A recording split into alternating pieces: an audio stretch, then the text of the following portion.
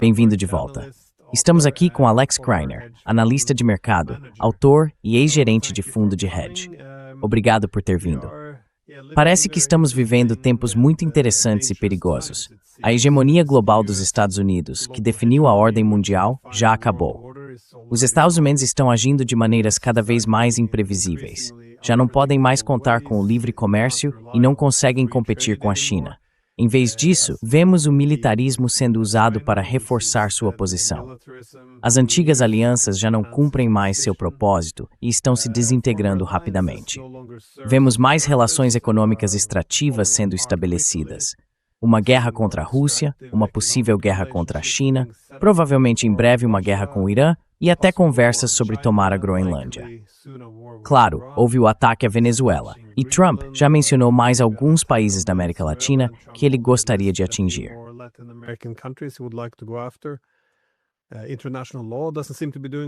O direito internacional não parece estar indo muito bem, já que os Estados Unidos e os europeus não estão apenas apreendendo navios, mas também os atacando.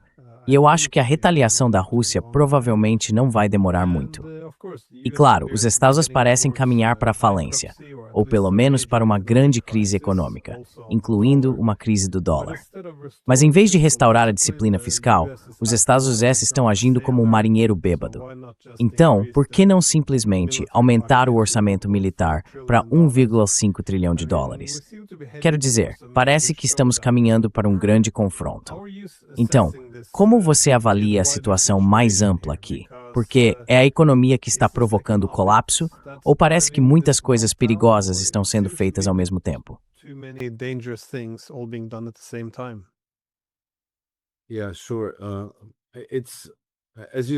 Sim, claro. Como você disse, estes são tempos muito perigosos, sem precedentes e extremamente difíceis de interpretar. Obviamente, a economia está, em última instância, na base de tudo, mas acho que as questões com as quais lidamos são complexas, porque atingem toda a ordem de alianças a qual estamos acostumados desde a Segunda Guerra Mundial. Algumas dessas alianças servem a interesses e investimentos que têm um horizonte de tempo muito mais longo do que o que estamos observando. Um carregamento de petróleo aqui, outro ali, sabe? Algumas dezenas ou algumas centenas de milhões de dólares em petróleo roubado, o controle do petróleo da Venezuela.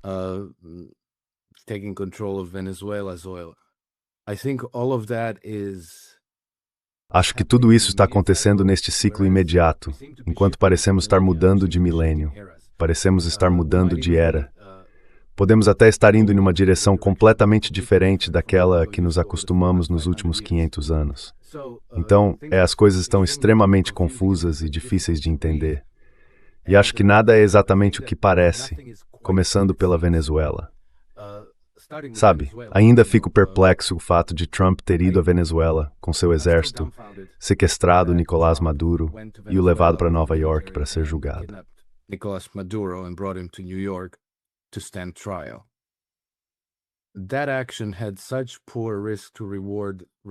Essa ação teve uma relação risco-recompensa tão ruim que não consigo deixar de acreditar que foi resultado de algum tipo de acordo.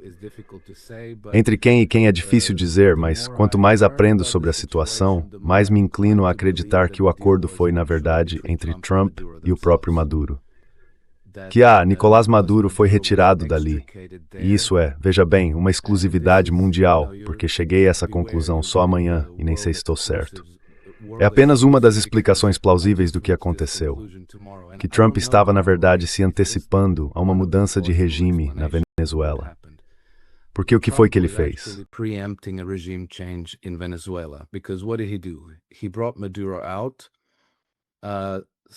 Ele tirou Maduro.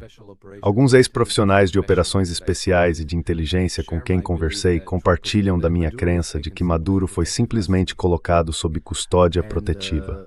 E por que isso seria o caso? Bem, todos nós percebemos que o regime nunca mudou. Nada no regime da Venezuela mudou, exceto o fato de Nicolás Maduro ter sido retirado.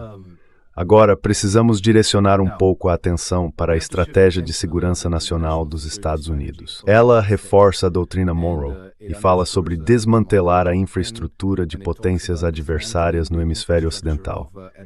À primeira vista, pensaria que estão falando da China e da Rússia.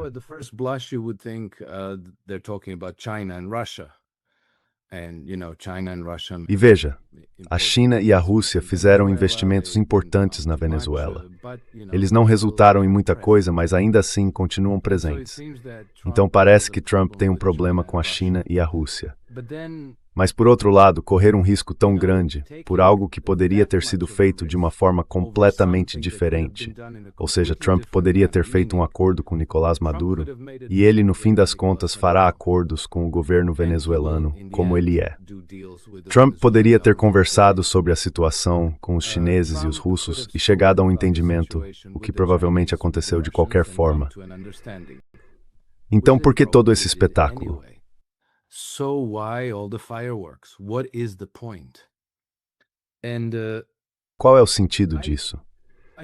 Acho que há 2 pontos de dados aqui muito interessantes. Bem, na verdade 3.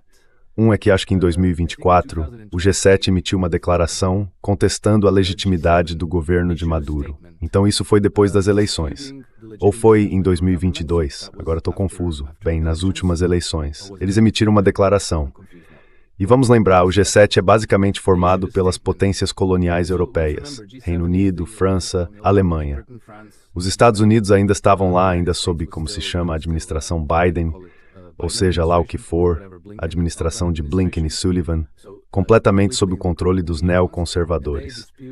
E eles contestaram a legitimidade do governo de Nicolás Maduro e rejeitaram os resultados das eleições. Emitiram uma declaração formal sobre isso, que achei muito interessante. Não diz muita coisa, apenas isso mesmo. Então veja só, o Comitê Nobel concede o Prêmio Nobel da Paz a Maria Corina Machado, o que por si só é algo bastante estranho. Which is a strange thing in itself. And that one I was certain from the start that it didn't. E aquele caso, eu tinha certeza desde o início, não veio de Trump. Ou seja, não foi o governo Trump que pressionou o Comitê Nobel a conceder o prêmio a Maria Corina Machado. Então veio de outro lugar e para mim só poderia ter vindo de um outro lado. A ordem globalista baseada em regras, seja lá como quisermos chamá-la. Seria o grupo de Davos, seria a City de Londres, seriam a Grã-Bretanha e as potências europeias. Mas está lá e provavelmente está muito ligada às oligarquias bancárias europeias. E por isso acho que havia uma chance de que estivessem planejando encenar um processo semelhante de mudança de regime, como acabaram de fazer no Irã, sabe, uma revolução colorida, porque a Venezuela estava, e provavelmente ainda está, cheia de agentes da CIA e do MI6, e assim por diante.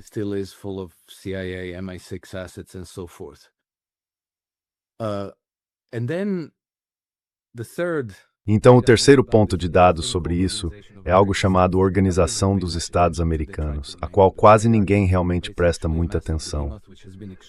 Eles tentam se manter discretos, mas na verdade são um enorme gigante que tem sido extremamente ativo e cada vez mais ativo na América do Sul e no Caribe, praticamente desde que começaram a implementar o que se chama de metas globais, os ODS, os Objetivos de Desenvolvimento Sustentável, a Agenda 2030 das Nações Unidas, o Grande Reset.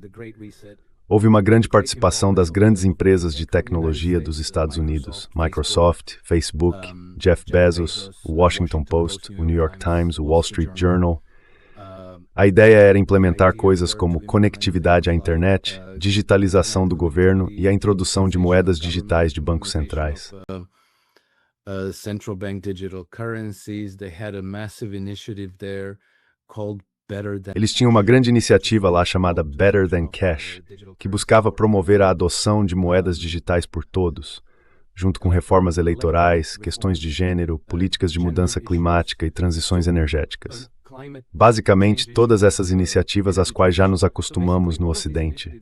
Coisas ligadas à agenda globalista, como mudança climática, ideologia LGBT, identidades digitais, moedas digitais de bancos centrais, vigilância, cidades inteligentes. Tudo isso estava sendo cada vez mais impulsionado na América do Sul e no Caribe, com bilhões de dólares por trás. E essa Organização dos Estados Americanos é algo especial, porque trabalha em conjunto com as Nações Unidas, mas não faz parte delas. Elas cooperam, mas a OEA é autônoma, e a Organização dos Estados Americanos goza de imunidade jurídica total. Portanto, não é de forma alguma responsabilizada pela lei dos Estados Unidos, nem pelas leis de qualquer uma das nações envolvidas.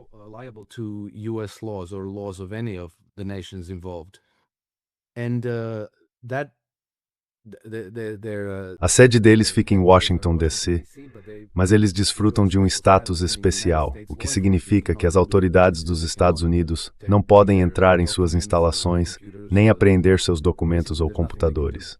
Basicamente, não há nada que possam fazer. Eles estão completamente fora do alcance da lei.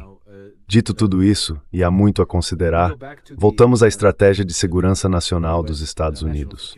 Quando se fala em desmantelar a infraestrutura de potências adversárias, isso para mim parece uma ameaça muito maior à segurança dos Estados Unidos e especialmente à administração Trump ou a qualquer governo que queira retirar os Estados Unidos do império global do que qualquer coisa que a Rússia ou a China estejam fazendo. Porque os russos e os chineses estão envolvidos em cooperação comercial e de segurança direta com a Venezuela e outros países da América Latina.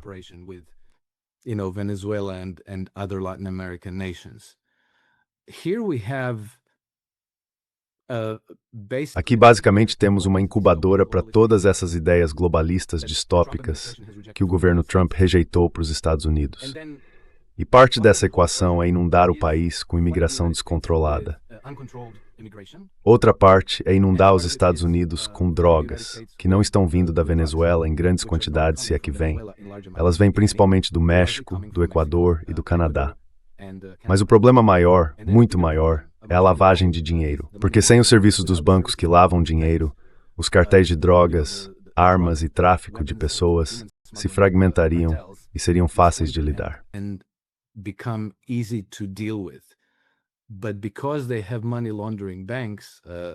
Mas, por terem serviços bancários de lavagem de dinheiro, são organizações robustas e hierárquicas, com enormes quantias de dinheiro à disposição, dinheiro que usam para comprar coisas como armamentos pesados.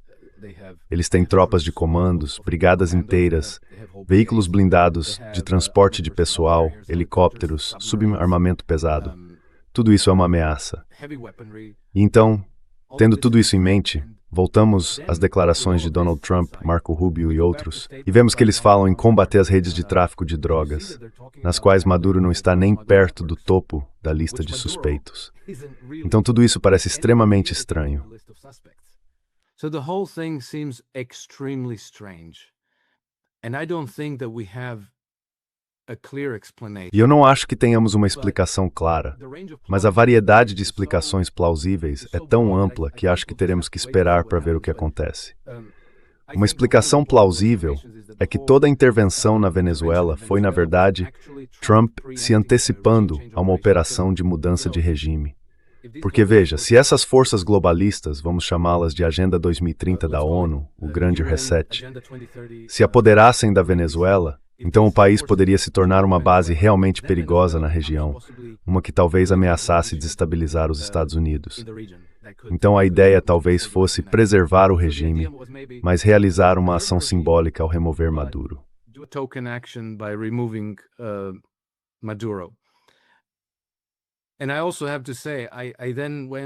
E também tenho que dizer que depois fui fazer uma pequena pesquisa sobre o Maduro, sobre a Organização dos Estados Americanos, o que eles fazem e com quem trabalham, porque eles estão ligados literalmente a centenas de organizações não governamentais e, digamos, grupos da sociedade civil, como a Open Society do George Soros e assim por diante.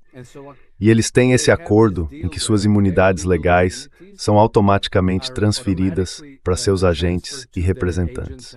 Então, digamos que se Alex Kreiner se tornar um contratado da Organização dos Estados Americanos, eu recebo a imunidade deles. Assim, se eu cruzar a fronteira, você não pode revistar minha bagagem, não pode examinar meus documentos, não pode pegar meu telefone ou meu computador e não pode me processar, nem tomar nenhuma ação legal contra mim.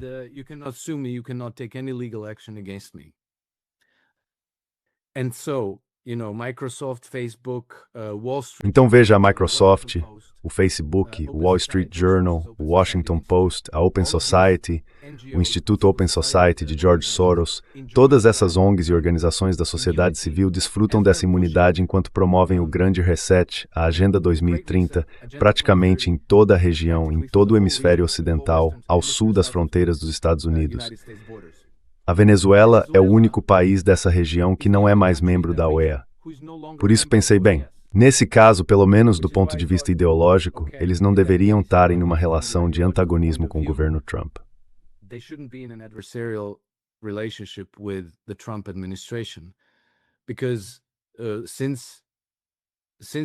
Porque desde que Chávez chegou ao poder, a relação entre a Venezuela e a Organização dos Estados Americanos começou a se deteriorar, a ponto de a OEA se tornar algo parecido com a IEA. Sabe, foi criada com um conjunto de ideias, mas acabou completamente cooptada por essas agendas globalistas. Eles se tornaram um dos principais defensores que contestam a legitimidade do regime de Maduro. Mas, ao mesmo tempo, ideologicamente, são o maior e talvez o mais perigoso inimigo dos Estados Unidos.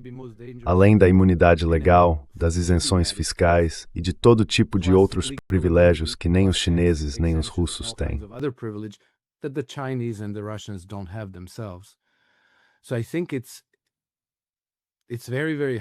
Então acho que é muito difícil saber o que o governo Trump realmente sabe sobre tudo isso. Acho que eles sabem bastante, porque logo depois de terem sequestrado Maduro, Trump anunciou que estavam se retirando de 66 dessas organizações internacionais. A OEA não estava entre elas, mas eles colocaram a OEA sob revisão e, ao que parece, suspenderam alguns de seus programas nos Estados Unidos, junto com o financiamento americano para alguns desses programas. Ao todo, existem cerca de 76 dessas organizações internacionais que gozam de imunidades legais, isenções fiscais e assim por diante.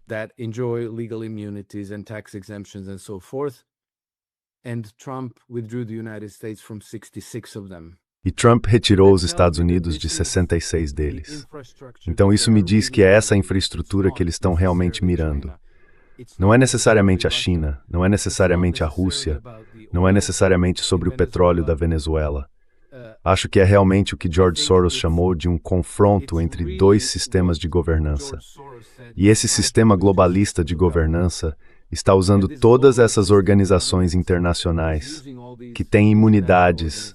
Elas podem fazer o que quiserem. Por isso nos perguntamos por que Bill Gates é um homem livre? Por que Anthony Fauci é um homem livre? Por que estão pulverizando nossos céus e ninguém é responsabilizado?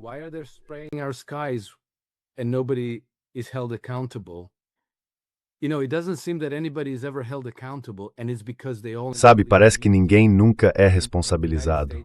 E isso acontece porque todos eles desfrutam de imunidades legais. As autoridades dos Estados Unidos não podem ir atrás deles. Enfim, é algo extenso, muito confuso, muito complicado. Mas se você se concentrar em alguns estudos de caso, digamos o tráfico de fentanil, metanfetaminas, maconha e outras drogas do Canadá para os Estados Unidos, percebe que isso representa uma grande fonte de perigo para os Estados Unidos. E então você percebe que muitas dessas organizações são imunes. Elas simplesmente estão fora do alcance da aplicação da lei norte-americana. E isso é uma grande fonte de frustração para os Estados Unidos.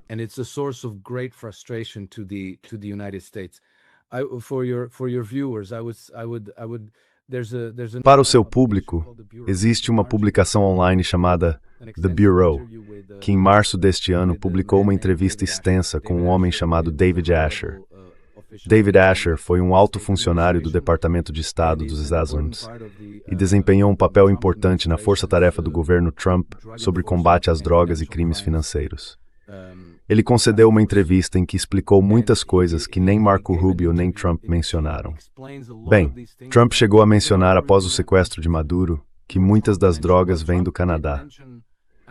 Mas então a mídia não se interessou. Ninguém disse algo como, espera aí, você disse Canadá? But then the media is not interested. They don't say like, "Oh, wait, did you say Canada? What do you mean exactly? Could you elaborate?" Nobody asks. O que você quer dizer exatamente? Poderia explicar melhor? Ninguém pergunta. É como se ninguém quisesse saber. E ele não explicou. Mas se você voltar àquela entrevista com David Asher, ele explica muita coisa e deixa muito claro que os Estados Unidos estão extremamente frustrados com o governo canadense, que é completamente não cooperativo. Mesmo quando eles desmantelam esses enormes laboratórios de fentanil no Canadá e obtêm provas de lavagem de dinheiro em grande escala por bancos canadenses, não há acusações nem investigações. Nada acontece. Essas pessoas simplesmente continuam, só mudam de número de telefone.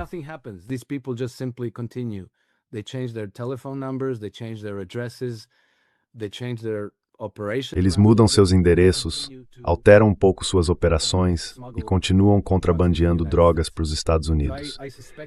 Então eu suspeito que a ação na Venezuela tem a ver com tudo isso. Exatamente como não tenho certeza, porque a Venezuela não parece se encaixar muito bem na lista de suspeitos. E novamente, a relação entre risco e recompensa dessa ação simplesmente não faz sentido algum. Portanto, é um tipo diferente de guerra. E está sendo travada de forma encoberta e por meio de engano. Mesmo que sabemos por declarações públicas e comunicados de imprensa, não nos mostra a verdade, não nos dá o quadro completo.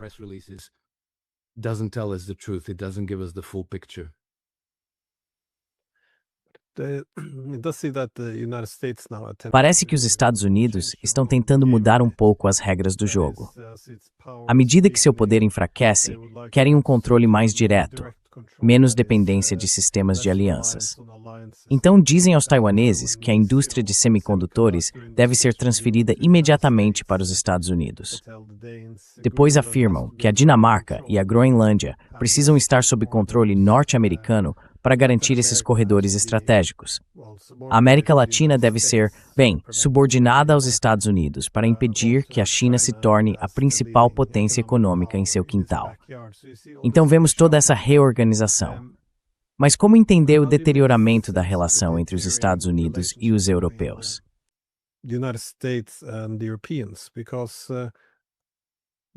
Porque parece que os europeus estão dispostos a ir muito longe. Sabe, até fingir que não vêm e agir como se os Estados Unidos não estivessem ameaçando tomar território europeu na Groenlândia. E ainda assim, eles continuam dispostos a apoiar os Estados Unidos em tudo, da Venezuela ao Irã, em qualquer coisa que queiram fazer. Mas os Zin parecem muito desdenhosos, como se dissessem, isso não é suficiente. Essencialmente, parece que eles também gostariam de incentivar algumas divisões dentro da União Europeia. O que está impulsionando essa relação?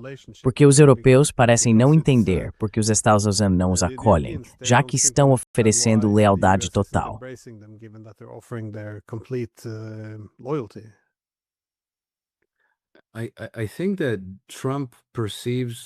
Acho que o governo Trump vê os europeus como adversário.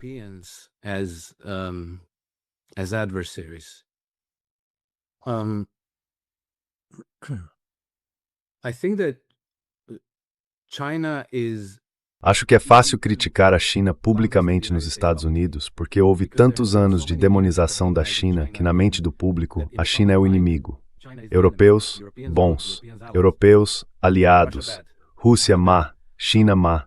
Então Trump não quer mudar isso. Ele não quer ir ao público americano e dizer, olhem, os britânicos, os franceses, os alemães, eles são nossos inimigos, porque as pessoas não entenderiam isso. Mas acho que todos esses grandes reajustes nos objetivos globais e o fato de os Estados Unidos garantirem a segurança das nações europeias, tudo isso tem esgotado os Estados Unidos, exaurindo-o. Acho que o governo Trump vê as oligarquias europeias como o parasita que transformou os Estados Unidos em uma potência globalista, em um império, quando sempre foi para ser uma república.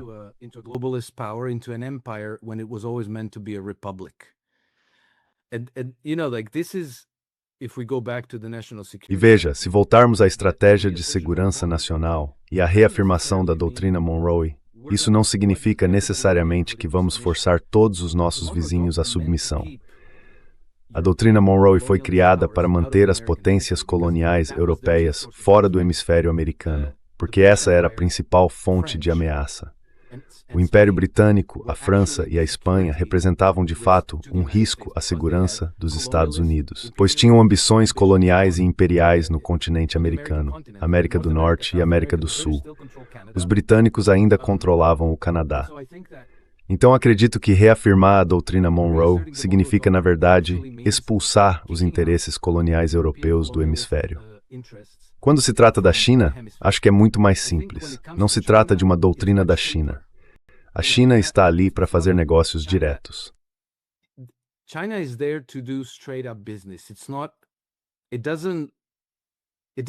Ele não age como um parasita que se infiltra em todos os lugares, tentando balcanizar nações, minar sistemas jurídicos e enfraquecer sistemas políticos, apenas para transformar todos em uma colônia do terceiro mundo voltada à extração pura de recursos. A China chega com planos de desenvolvimento. Eles constroem usinas nucleares, represas, ferrovias, portos e assim por diante. Então eu acho que se você quer elevar o padrão de vida de uma região, se quer transformá-la em uma sociedade de consumidores prósperos, bem, os Estados Unidos e a China podem ser adversários, mas suas agendas ainda podem ser compatíveis. Porque, no fim das contas, se Trump quer transformar os Estados Unidos em uma superpotência industrial, eles vão precisar de mercados.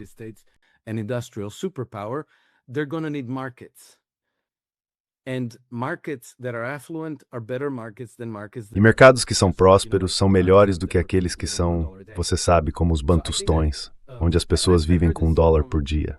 Então eu acho que, e já ouvi isso de pessoas que deram, digamos, depoimentos de segunda mão, que Trump em reuniões de gabinete usa as expressões nossos supostos inimigos e nossos inimigos percebidos, referindo-se a países como Irã, China e Rússia. O que significa que ele acredita que existem esses inimigos supostos ou percebidos e depois existem os inimigos reais. O que eu diria é que Trump está agora usando a Groenlândia como pretexto para retirar os Estados Unidos da OTAN. Porque para Trump tirar os Estados Unidos da OTAN de forma legal é um tratado, certo?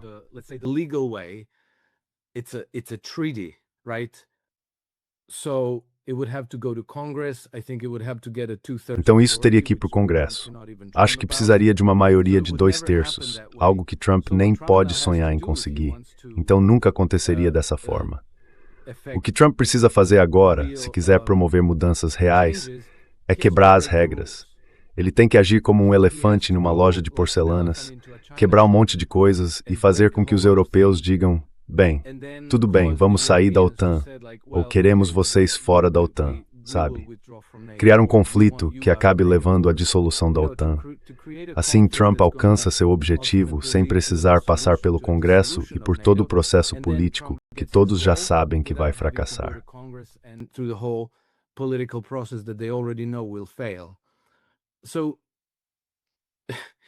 Tudo isso torna muito difícil, como se diz, interpretar o que Trump está fazendo. Mas acho que quando se observa o que Trump tem feito ao longo do ano, surge um método em meio à loucura. Isso significa que ele não está apenas fazendo coisas feias, gananciosas e violentas por impulso. Na verdade, ele está conduzindo os Estados Unidos por um certo caminho em direção a certos objetivos. O que quer dizer que há uma agenda. Mesmo que não exista uma estratégia publicada do tipo Kenneth, é isso que vamos fazer e é assim que vamos conseguir.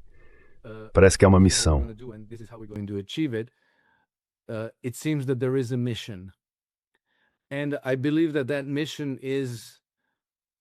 Eu acredito que essa missão é, como Marco Rubio anunciou há um ano, em janeiro de 2025, desmantelar a ordem global do pós-Segunda Guerra Mundial e adotar uma integração multipolar, caso em que China e Rússia seriam seus parceiros número 1 e número 2, não adversários, mas parceiros.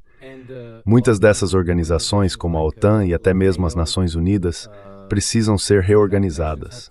A União Europeia, como você sabe, tornou-se adversária, e há também o que a Organização dos Estados Americanos está fazendo na América Latina e no Caribe, onde o Reino Unido tem uma missão de observador permanente. Portanto, eles estão muito profundamente envolvidos. Isso pode ser a infraestrutura de poder adversário, a qual o documento da Estratégia de Segurança Nacional se refere.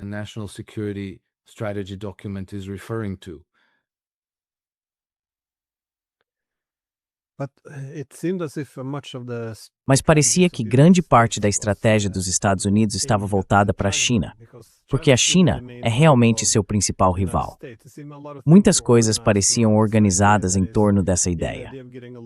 Até mesmo a noção de se relacionar melhor com a Rússia serviria para garantir que ela não se inclinasse demais para o lado da China.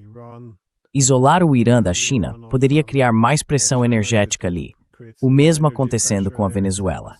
Não estou dizendo que a China seja a única consideração, mas é curioso que os Estados Unidos agora pareçam concentrar-se em todos os outros lugares, exceto na China.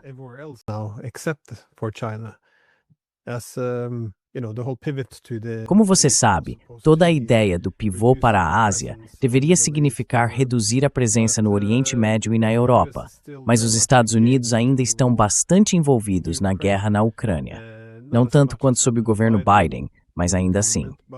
E também no Oriente Médio, ao se desengajar de ou possivelmente provocar mais uma guerra com o Irã.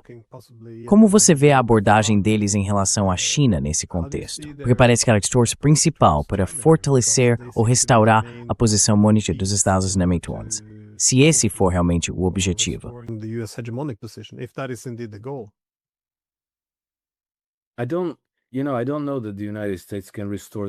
Eu não sei se os Estados Unidos conseguem restaurar sua posição hegemônica no continente euroasiático. Seria algo muito complicado. Se olharmos para o Irã, por exemplo, que é o menor dos três poderes, se estivermos falando de Irã, Rússia e China, a análise de custo-benefício de qualquer conflito entre os Estados Unidos e o Irã é tão absurdamente desequilibrada em favor do custo que não vejo qual seria o benefício para os Estados Unidos, mesmo que o regime no Irã fosse mudado. Mesmo que conseguissem isso, por quê? Eu me pergunto, por que afinal eles iriam querer fazer isso? Não acho que alguém consiga formular de maneira coerente qualquer tipo de benefício para os Estados Unidos. Benefit to the United States. I can see the benefit to Great Britain, to France, to Consigo ver o benefício para a Grã-Bretanha, para a França, para as potências europeias, em remover o único obstáculo que elas têm para o controle total do Oriente Médio. E também porque, sabe, é o comércio da Europa que passa, como se chama, pelo Canal de Suez. 90% de todas as mercadorias que passam pelo Canal de Suez vão da Ásia para a Europa. Isso quase não tem nada a ver com os Estados Unidos. Acho que talvez cerca de 3% do comércio americano passe por ali. A Europa é muito mais dependente do petróleo do Oriente Médio do que os Estados Unidos.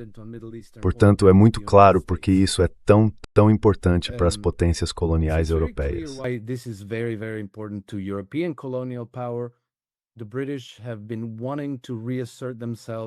Os britânicos têm desejado reafirmar sua presença a leste de Suez para controlar suas antigas dependências coloniais. E nesse contexto, o Irã é um obstáculo. Eles definitivamente não querem que a rota do Ártico seja desenvolvida, porque a antiga estratégia geopolítica britânica consistia em controlar todos os pontos de estrangulamento do comércio. Isso incluía o Canal de Suez, o Mar Vermelho, Bab el-Mandeb, o Estreito de Hormuz, o Estreito de Malaca e assim por diante. Todo o comércio entre o leste e o oeste passava pelos pontos de estrangulamento que a Grã-Bretanha costumava controlar. Agora, os russos, junto com os indianos, iranianos e chineses, estão desenvolvendo o corredor internacional de transporte norte-sul, que é mais barato e mais rápido.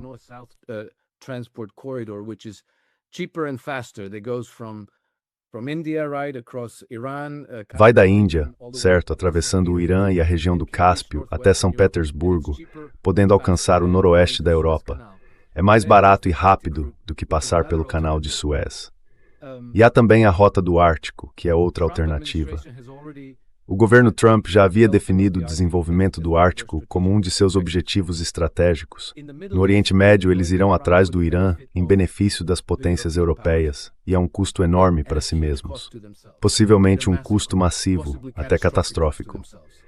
O próprio Israel, você sabe, há esse apego sentimental e ideológico ao Estado de Israel, em um segmento significativo da população dos Estados Unidos. In a significant segment of the US population, but regarded as an actual strategic. Mas considerada como um verdadeiro interesse estratégico dos Estados Unidos, Israel é mais um passivo do que um benefício. Então é tudo desvantagem. Risco de guerra, risco de escalada, risco de perder sua posição na região, tudo isso para defender algo que representa um custo líquido para os Estados Unidos. Enquanto isso, fazer negócios com o Irã, com a China, com a Rússia, com a Ucrânia, depois que o governo ucraniano mudar, tudo isso traz muito mais vantagens e quase nenhum risco. Então, sabe, eu preciso tapar os ouvidos quando Trump fala sobre o Irã, mas não acredito que ele realmente pretenda entrar em guerra com o Irã. But I do not believe that he intends to actually go to war against Iran. He has to kowtow to his, Zionist. Ele precisa se submeter aos seus doadores sionistas, aos eleitores judeus sionistas e aos eleitores cristãos evangélicos, que ainda formam um bloco muito grande, muito ativo e muito apaixonado nas eleições dos Estados Unidos. Falta menos de um ano para as, como se chama mesmo, as eleições de meio de mandato. Mas no que diz respeito ao real interesse nacional dos Estados Membros, acho que eles estão prontos para começar a se distanciar de Israel. Saberemos em breve porque, no momento, Israel está em uma espécie de aliança com os Emirados Árabes Unidos, suponho que apoiando vários desses movimentos separatistas e terroristas no chifre da África, na Somália e no sul do Iêmen. Somalia and southern Yemen. And they're looking to balkanize these. E eles estão tentando balcanizar essas nações, transformá-las basicamente em caos, como a Líbia. Ao mesmo tempo, isso colocou os Emirados Árabes Unidos em rota de colisão com a Arábia Saudita e também na Síria. Desculpe. Também na Síria, os Emirados e os israelenses estão apoiando, armando e financiando os separatistas drusos. Então eles querem até balcanizar a Síria e transformar o Líbano em caos, e assim por diante. Os Emirados Árabes Unidos e Israel estão cooperando nisso. Por outro lado, os sauditas agora se sentem muito ameaçados por isso, porque se o Iêmen, a Somália ou a Síria colapsarem como estados, isso colocará em risco a segurança saudita. Jeopardizes Saudi security. So now we see that Saudis have taken it as far. Então agora vemos que os sauditas levaram a situação ao ponto de lançar uma ação militar contra os Emirados Árabes Unidos. Eles não bombardearam os Emirados em si, mas atacaram navios que transportavam armas para o Conselho de Transição do Sul do Iêmen, o STC, que ao que me parece atua como um governo alternativo, não em Sanaa, mas em Aden, no sul do Iêmen, certo? E isso entra em conflito direto com o governo reconhecido internacionalmente em Aden. O governo iemenita, que na verdade está exilado em Riad, certo? Eles também estão apoiando grupos militares na Somália. Então o MBS, Mohammed bin Salman, tem tentado influenciar Donald Trump e sua administração a declarar esses grupos como organizações terroristas.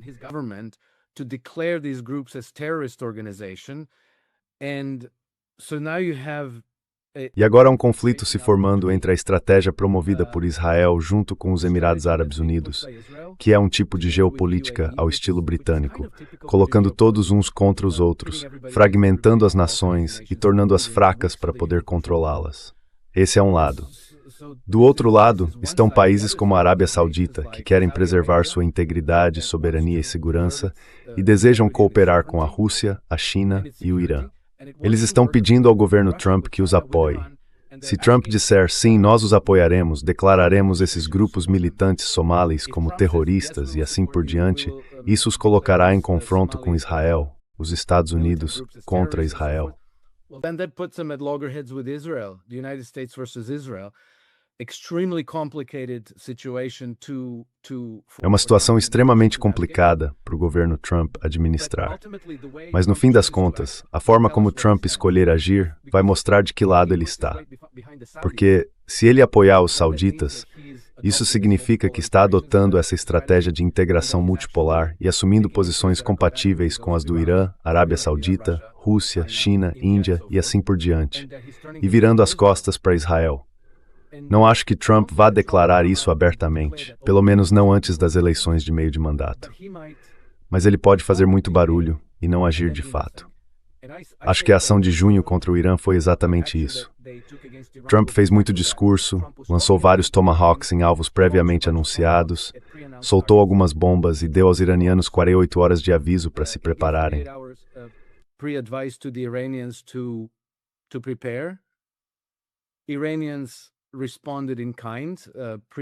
Os iranianos responderam na mesma moeda, anunciando previamente sua retaliação e basicamente destruindo uma estação de radar, com 0 baixas de ambos os lados. Eles apertaram as mãos, agradeceram um ao outro, e então ele disse: "Nós obliteramos o programa nuclear. Não precisamos mais ir à guerra. Está tudo resolvido. Vamos focar em outras coisas." Acho que é aqui que veremos onde Trump se posiciona. Mas se eu tivesse que apostar hoje, diria que ou Trump não vai se envolver em uma guerra contra o Irã, ou eles farão outra briga falsa no estilo da Federação Mundial de Luta Livre, algo que levanta muita poeira, mas não faz nada. E então, novamente, ele dirá: "Certo, bem, mostramos a eles, é isso, acabou, estamos saindo." Essa é a melhor forma como posso interpretar isso. Vá em frente. That's the best that I can interpret it. Go ahead. Quando você falou sobre o canal de Suez, isso me lembrou de J.D. Vance, porque ele estava dizendo a mesma coisa. Por que estamos protegendo o canal de Suez? Isso não tem nada a ver conosco, é todo o comércio europeu.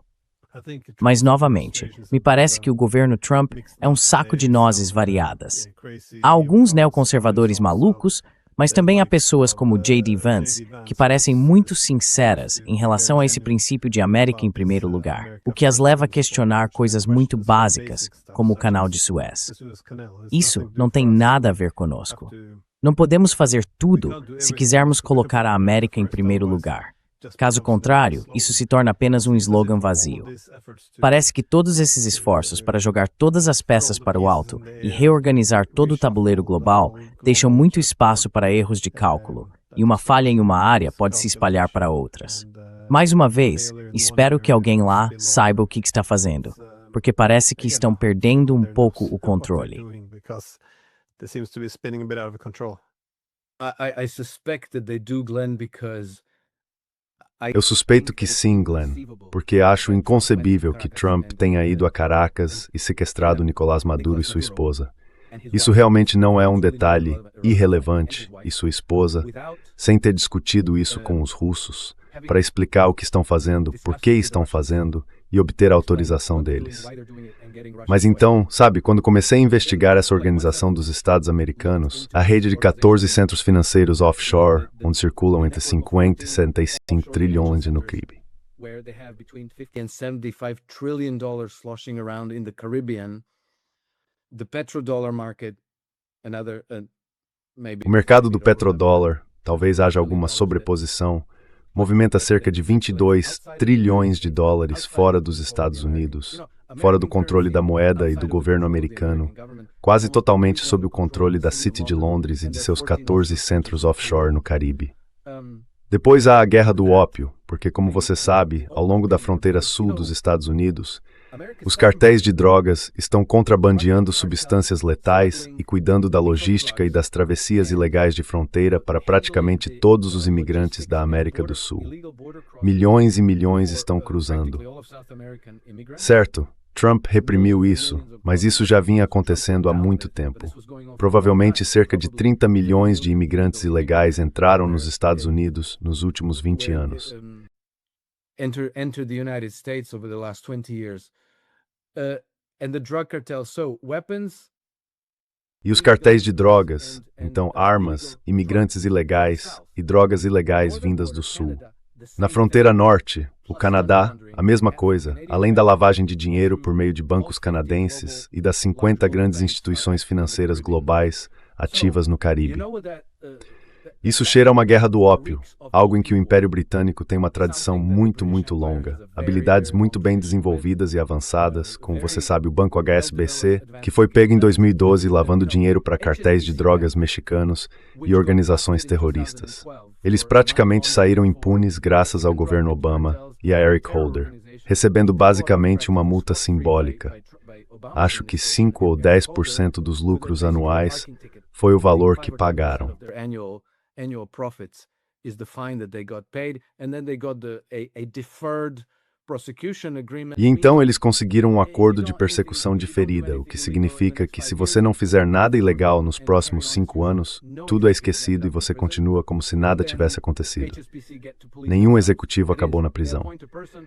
E então o HSBC pôde se fiscalizar, ou seja, eles nomeiam uma pessoa, dão a ela dinheiro, crédito e tudo mais, e depois dizem, ah, sim, o HSBC está limpo como um apito. Passaram-se 5 anos, tudo volta ao normal.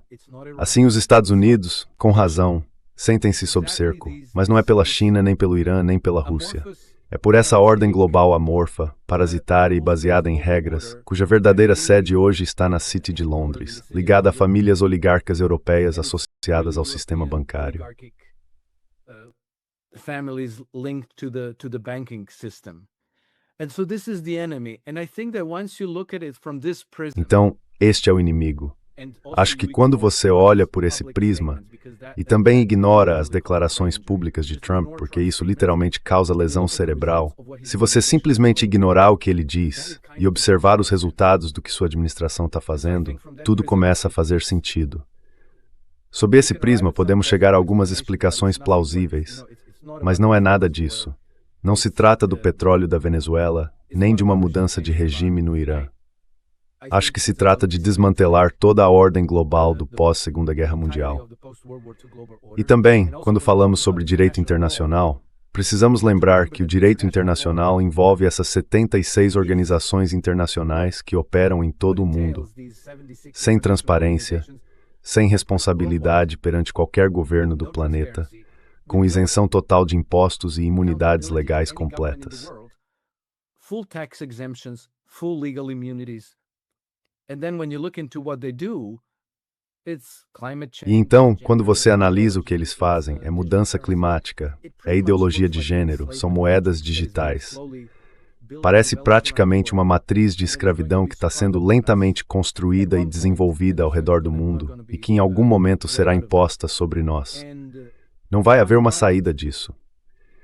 E se eu estiver certo ao dizer que o método na loucura de Trump é, na verdade, direcionado a desmontar tudo isso, então, sabe, tenho que dizer que isso me anima.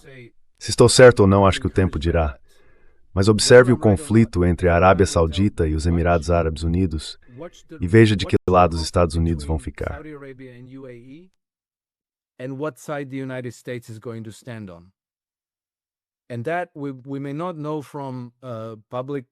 E isso talvez não saibamos pelas declarações públicas.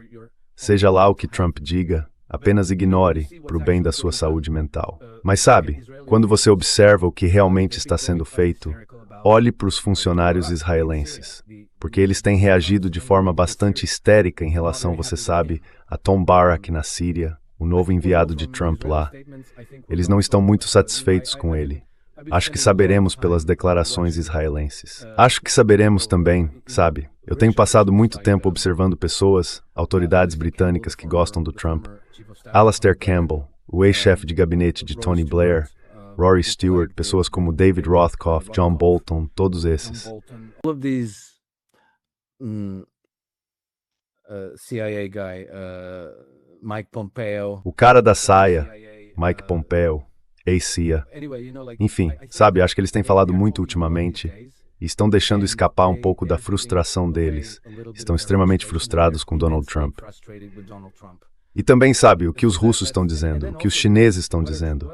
Quando ele sequestrou Maduro, eles fizeram uma condenação simbólica da ação, mas não foi realmente forte.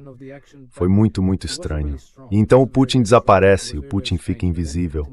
Porque acho que ele não quer dizer nada sobre isso em público. Ele não quer ser questionado, então simplesmente não aparece em lugar nenhum. É tudo muito estranho, mas acho que é bem diferente do que parece na superfície.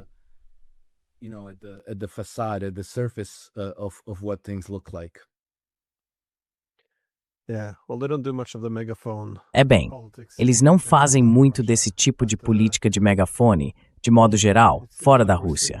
Mas parece que estamos caminhando meio sonâmbulos para alguma coisa, pelo menos que algum erro de cálculo pode estar a caminho. Mas obrigado por dedicar seu tempo. Acho que passamos um pouco do tempo, mas obrigado. Obrigado pelo convite, Glenn. É sempre um prazer conversar com você e espero que antes do fim deste ano saibamos o que está acontecendo.